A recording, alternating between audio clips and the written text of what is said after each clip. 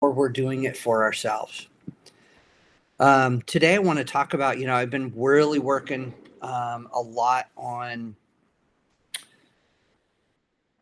still with a philosophical foundation, still with the critical thinking, and I use the critical thinking label loosely here because I just don't, and many of you know, I just don't talk about critical thinking in an aspect of, oh, we should be thinking better.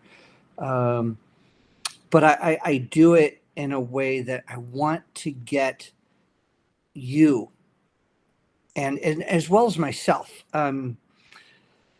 into really deeper thought of how do we even approach an argument? How do we approach life and what it throws at us each day?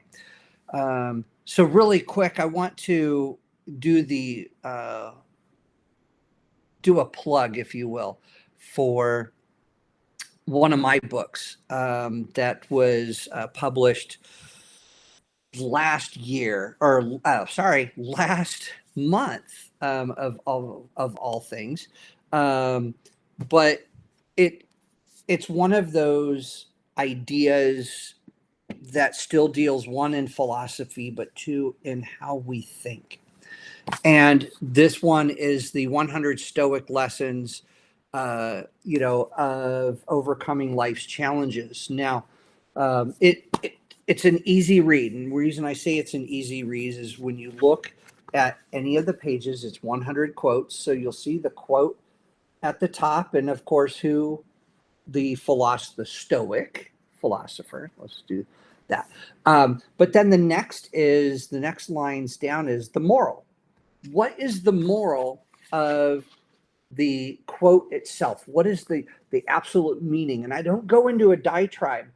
That's what I leave some scholars to write 500 and 600 pages worth of, if you will, of getting really deeply into the philosophical aspect. And then I end up doing 3 reflective questions. Now, the catalyst for this was, and this is written for all age groups. It's available on Amazon currently in both the Kindle version as well as the paperback version for you to buy. And again, in looking at just the Stoics and what they had to offer, and why we as individuals kind of flock to the Stoics of Marcus Aurelius and Epictetus and Seneca and Zeno, because when they provided their thoughts on how to face the day, I find them full of resilience, if you will. Resilience in the fact that we have to approach life in a different way, right? We can be a victim, if you will. Or do we say, you know what? I can't be this broken record every day, that every day sucks. Or why me? Why am I the victim?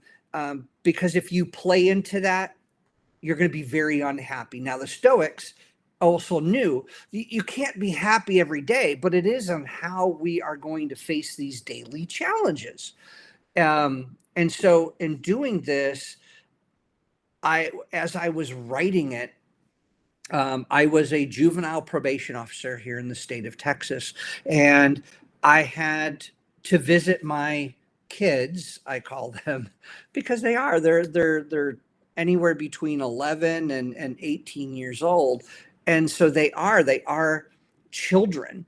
And they're my charges. I have a responsibility to oversee their case, yes, but that's so cold to say I have to follow someone's case.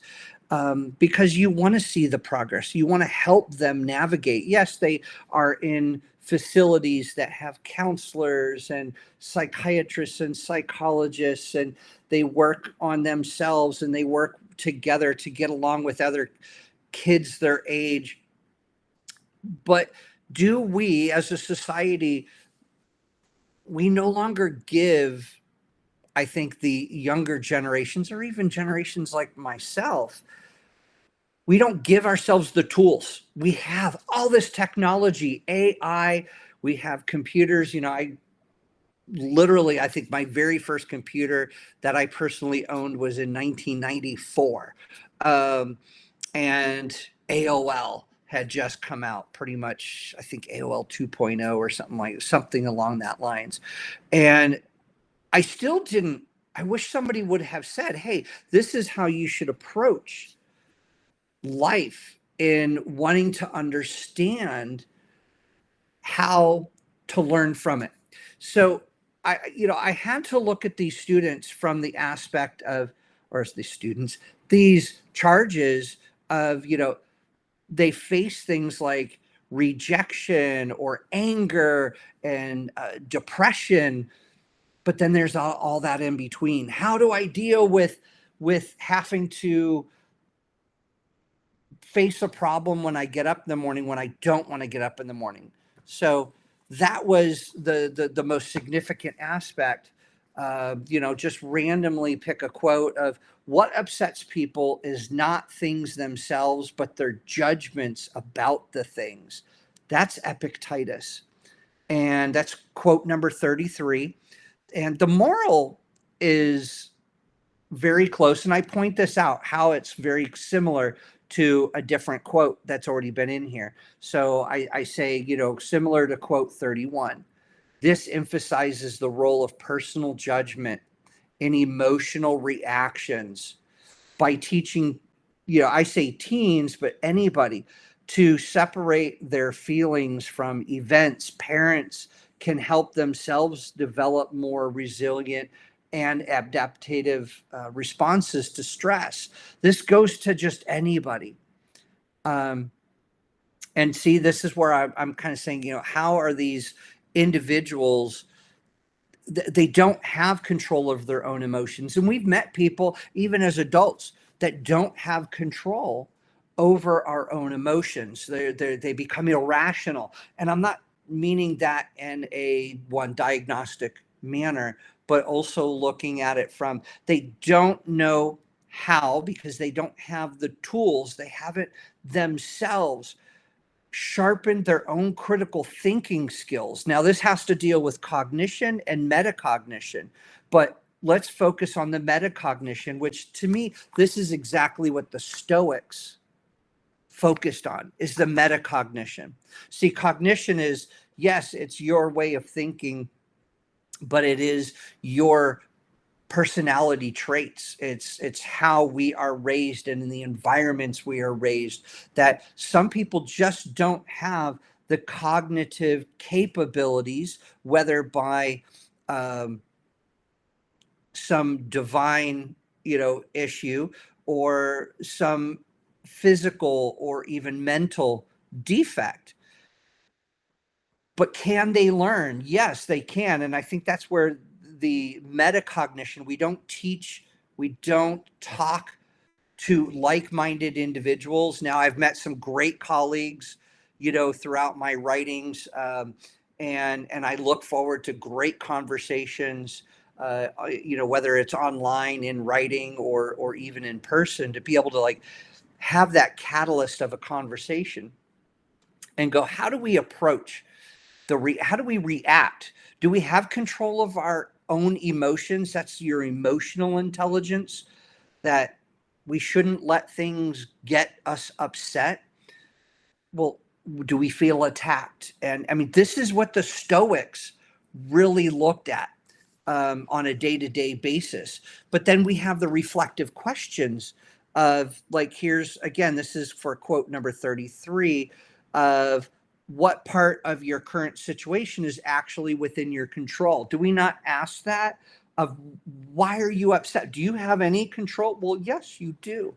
These are reflective questions that I hope you will take as a reader and not only just go, okay, well, what part of my current situation, what is the problem that I'm having at this moment? Is it a small problem? Is it a larger problem? You can break it down. But again, this is the metacognition. This is the critical thinking aspect of what type of deductive or inductive reasoning do we even know what that is? And to a large extent, that's a big part of why I write and I talk on critical thinking, is that we see a majority of our society globally are uneducated.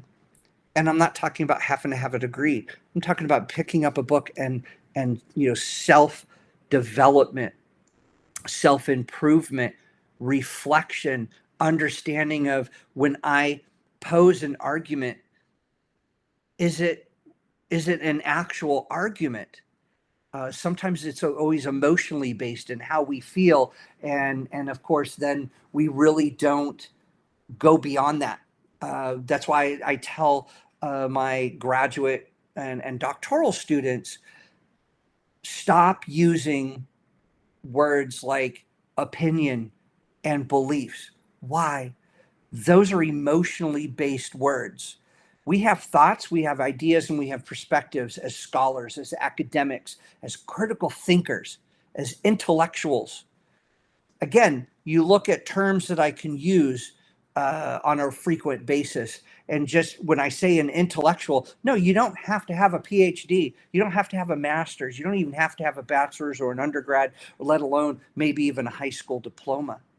An intellectual is one that wants to pick up and learn from mistakes, and learn before mistakes are made and why mistakes are made, and then putting it into action of how to no longer make that mistake. Intellectuals want to have what I would say is a plethora of backdrop information, whether it's reading the greats of not just poetry or philosophy, but what about literature? And it doesn't matter to me, English literature, Russian literature, Middle Eastern literature, Asian, Eastern, to grasp onto an idea that it's a way of expanding our minds. Does expanding our minds open us up to new perspectives and a way to look at challenges, right? So the next question on the reflection is, how might a different interpretation change the way you respond? Well, I mean, is that brilliant? If we can get somebody who's so enraged, and believe me, one, having raised teenagers, but then having been around them within a juvenile system, you learn quickly that you're talking to individuals who don't have command of their own feelings, let alone others that they have to interact with. You put two teenagers together who do not have the ability to regulate their own thought process because maybe they just don't know what they don't know, and that angers them. They don't want to talk, right? So when we look at interpretation as individuals cognitively, we have all this bias. So whether it's confirmation bias and such, I mean, there's a long list of different kinds of bias, and many of this stuff you can look into my Substack, and I write prolifically on because there is so much. Again, I learn so much every day in my reading, my researching, and my own writing. That is the passion that I have for it. So when we look at can we offer as critical thinkers to somebody else? We don't have to be a counselor. That's not what I'm saying. I'm not saying that we have to be social workers or counselors. Now that's great, or even coaches. but we are mentors to one another. I'm open to it. I know that I'm not the end all be all. Now, in having conversations with others, you know, I when they offer a contrarian viewpoint, I'm to that point where I can say it's a different interpretation. Am I right? Am I wrong? I'm not so quick anymore to say somebody else is wrong. I mean, why do you think we have this political division? I think on a global scale, not just here in the United States, but we have, because all too often are taught, and it's reinforced that, well, you should have what you want to say should be unencumbered, and other people have to tolerate it. Well, yes, other people have to tolerate it, and I think tolerance is something well done. But when we look at tolerance in the fact that I may be saying something that somebody doesn't agree with, and I need to know that I'm not here to persuade them. If we have this discussion, a debate, it's an exchange of ideas and perspectives that will maybe enlighten. I think that today, because of AI, we are back into another dark age. Too many people don't trust AI. They don't know how to use it. They don't know how to the ingestation of information, and how to really go, okay, it is something else that we can prompt, we can ask, but we can also verify, because again, you are the critical thinker. It is not human analysis that is provided. This is you and I get to question what AI wants to put out. We can interpret that, and to ask ourselves, before I get upset, before that statement that I felt was an insult or condescending, can I ask questions? What was the intent? What was the actual topic? Was there an argument? What was the premise? And am I drawing a conclusion off of a false premise? See, this is where also individuals, we don't teach about fallacies, right? Logic, rhetoric, of really being able to pick apart our own thoughts and ideas, to argue ourselves, to say, how does this sound if I say this? Or if somebody says this to me, how am I going to react?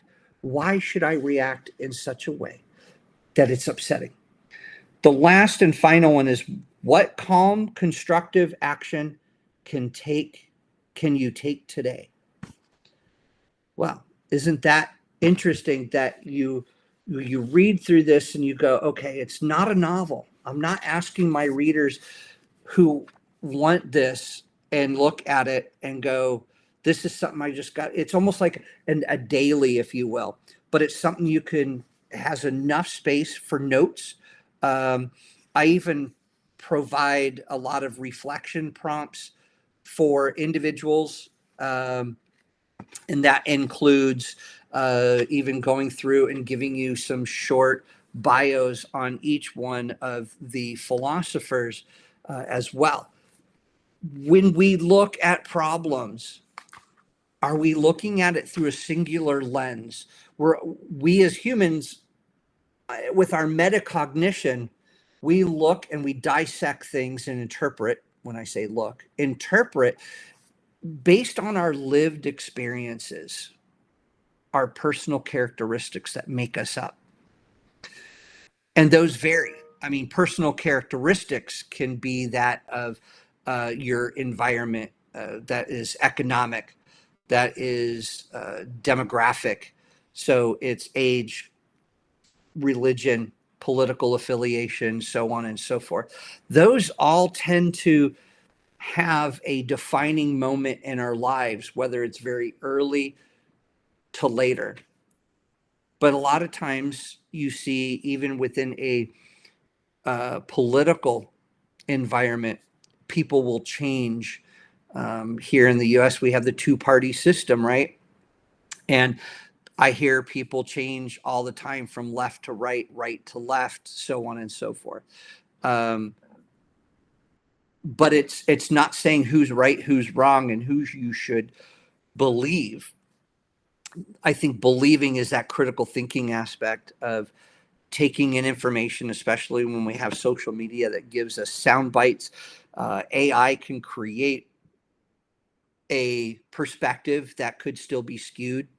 It's still up to you and I to provide that human analysis of questioning. I think that's the reason that we lack so much of a dialogue, because we no longer, as a human race, we don't teach philosophy. Um, we very barely teach real literature, and have discussions on what is the meaning of X, Y, and Z. What did the author really intend? What did the author actually write? Vice, what was their metaphor? In teaching teenagers as well as adults. And I think the literacy rate around the world is disgustingly low. It's disheartening that I will come in contact with, say, 10 adults, and approximately three will actually be literate enough to have a discussion that could be meaningful, deep, even contrarian or opposing at times, yet have still a profound effect in an exchange of knowledge. Again, that's what the Stoics really felt that they could do, is provide their thoughts, especially Marcus Aurelius, one of the most complete diaries that we have from him, whereas others, it was somebody else wrote it based on what they knew of that philosopher. But they didn't look at themselves as philosophers. They wrote down their thoughts. I mean, that was what they did. They talked about what their society, their environments meant to them. Um, and when you look at like Cicero, you have these, what we now look at as great men. It's interesting that we don't see a lot of female philosophers until much later, the 19th and the 20th, and now even the 21st century. But when you look at the Stoics, it was, how did they have to face challenges? And so they were mindful. Doesn't mean that they probably weren't angered quickly or they made the wrong decision, because do we debate in our head everything to death? No. There's a lot of times we just have a knee-jerk reaction to an issue. And this is kind of going forward with, there's got to be lessons that we can learn. It's easy to say, well, everything's out there on the internet. Well, we still, as humans, like to be fed information. We still want it to be put into some kind of a readable form. So whether, yes, it's online in a Kindle format, or somebody has to write on it in a topic or talk about it. We don't normally do these things ourselves. So I'm going to go ahead, and I know that I've gone on and on for a little while, but again, I wanted to go on here, and it's been a while, one, since the book was published, and kind of do the shameless plug for it. But I think that I can learn a lot, you can learn a lot, and again, in doing so with my charges when I was a juvenile probation officer, and giving them a quote and saying, I want you to be thinking about this quote, and here's some reflective questions I want you to ask yourself, especially if you can put it into an example. The next time I see you, I want to hear, what was your example? What happened that made you think of this quote? And then you would go through in the questions, what would you do differently? Or did you do something differently because you were faced with the situation after you already had this quote? And then the reflective questions that I provided, what is it that allowed you to react differently? I felt that the responses from some of my charges were profound due to the fact that having a conversation with an adult was one thing, but they didn't see, while I was an authority figure, they didn't see that I was there as part of the authority to keep them in line. It was, I was truly interested in making them a better person. And that's what I let them know. So I think that's also what the Stoics really felt. And then when we have, I mean, it's only been in the last 15 years or so that the Stoics have come up so much in writings again when we talk about self-help and self um, development um, and improvements. And the Stoics teach us a lot about ourselves. It's, yes, we can kind of through their eyes see how they lived life, but that's not, you can read the biography on, Marcus Aurelius, um, and get an understanding of their life, but it was from the diaries, of what he called meditations, um, that we look at for guidance in a way of how do I look at certain aspects of confrontation, disagreement, grief, um, distress, anxiety. So I'm not saying that this is a psychology book, but I think that it can go a long way to improving life as it is. And then I think that having to be able to talk about critical thinking on top of this and saying, okay, there are ways to think about information that we have or that we do not have, and how we interpret that can go even a longer way in providing meaningful understanding to, say, even problems or arguments that others have. So I'm going to go ahead and stop that for right now. Again, you can visit it on Amazon, both in Kindle as well as the paperback version. And I look forward to hearing from all of you. If you don't follow me on Substack, of course, please do. If you're in here, you're already following me. Of course, I always look forward to some of those deeper articles that I write. I put much more time in to them because I am writing and reading every day, as one can see. I have books all over the place, and I really am trying to make myself a better person. I mean, that's what it comes down to. It's not about, publishing books and the money aspect. It's, I am learning so much more about myself. And dealing with everyday problems, anxiety, and how to interpret somebody, meeting new people, and being able to have that meaningful conversation and development of new information. So, and where to go with it, how to take it, how to expand my life, and how to expand others people's lives. So, if you're not a paid subscriber, um, please think about doing that.